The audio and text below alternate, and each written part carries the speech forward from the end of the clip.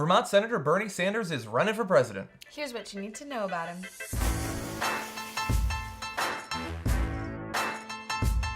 So in this video, we are going to give you basic information about the past political career of Bernie Sanders, what he stands for now, and what he might accomplish if he ever does actually become the president of the United States. So first of all, you should know that he is the current senator of Vermont. He's in his second term. He's technically an independent, although he typically votes with and caucuses with the Democrats. He calls himself a democratic socialist, and his political philosophy, by and large, is that he thinks that America would be well served with incorporating more sort of Scandinavian economic and social programs to make us a little bit more like those Scandinavian countries.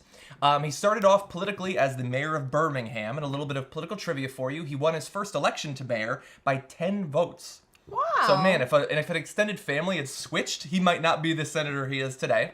What a close call. Very close call. Now, back in the 90s, he became a congressman for Vermont. He did that for 16 years before running successfully for Senate in 2006, and then defending in 2012 and becoming a senator once again. So that's his basic political past. He is culturally Jewish, although I think that he identifies as an atheist. He doesn't identify religiously that way. Yeah. And so why don't we talk about some of his actual positions? Because I think that he has sort of he's going to be running for the Democratic nomination, of course, but in comparison to Hillary Clinton, people know a lot less about what he actually stands for. Yeah. So we're going to fill you in on some of the topics that you might be personally interested in. The first, legalization of marijuana. He says, I have real concerns. That's the first issue everybody wants to know about, I know. according to John. Let's start up high, and then we'll descend down to other things. He says, I have real concerns about implications of the war on drugs. I am concerned about the overuse of dangerous drugs. Asked about marijuana legalization, he said he'd look at it, but that to me it is not one of the major issues facing this country. So he apparently shares that with you. Thinks it shouldn't be the first one. It's sort of random. But yeah, so I think that he is fairly liberal on drugs, but it's not one of his priorities. He seems like the sort of president who wouldn't stop it if it happened, but perhaps wouldn't push for it. Right. Which really is probably what Hillary would be like as well. Now, this is a very important issue. I defy you to tell me it's not. Global warming is the greatest environmental threat facing the planet, and averting a planetary disaster will require a major reduction in the burning of coal, oil, and other fossil fuels. That's a strong stance on global warming. Oh, I like a president, or I guess a Presidential nominee, potential president, I guess. Yeah. I don't know what was coming out. Who believes in science? Yeah, exactly. Who follows what the scientists say Yeah. and actually thinks that we should do something about it. And not all of the nominees are actually saying that. Now, on free trade, and this is important since the TPP, the Trans-Pacific Partnership, is being talked about right now. He says unfettered free trade has been a disaster for the American people. So he thinks that generally we should do more in a legislative sense to protect American business and workers here, which you can have a debate about that. Versus the benefits of free trade. But he very much closely associates with unions and with regular workers. That's where he's gotten a lot of his money politically in the past for. Let's see. When it comes to money in politics, which is an important issue to our company, the Young Turks, he says, we must pass a constitutional amendment to overturn the disastrous 5-4 Citizens United Supreme Court decision.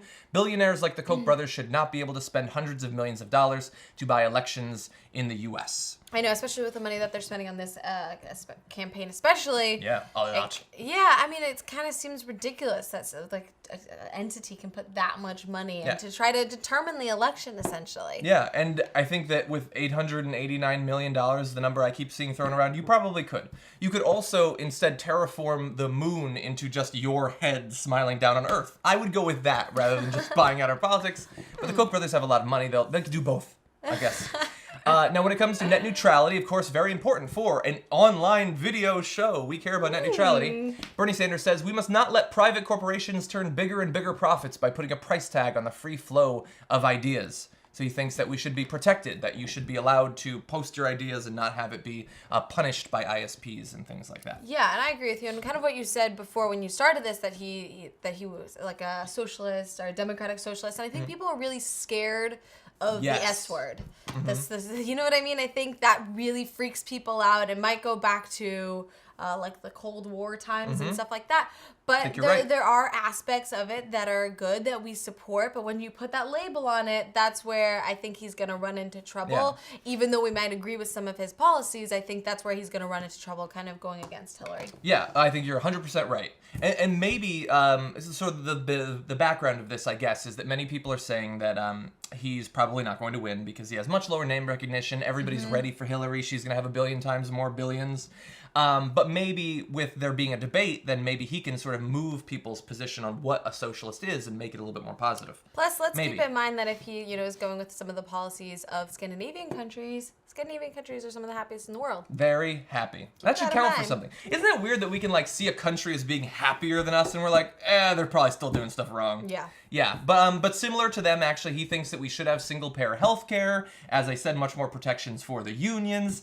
He thinks that we should have a carbon tax. I mean, he has a lot of positions. Now, there are some candidates like Carly Fiorina, who has just been a business person in the past, so we don't know where she stands on a lot of issues. Right. But if you want to find out more about Bernie Sanders, he has been very clear where he stands on hundreds of different issues. We've given you sort of an overview of some of the ones we think would be most salient to you, but you can do your research online, and he has a lot of information. He's very outspoken, another thing to his credit. Let us know what you think about his chances against the Hillary Clinton machine in the comments, and we will see you in the next video.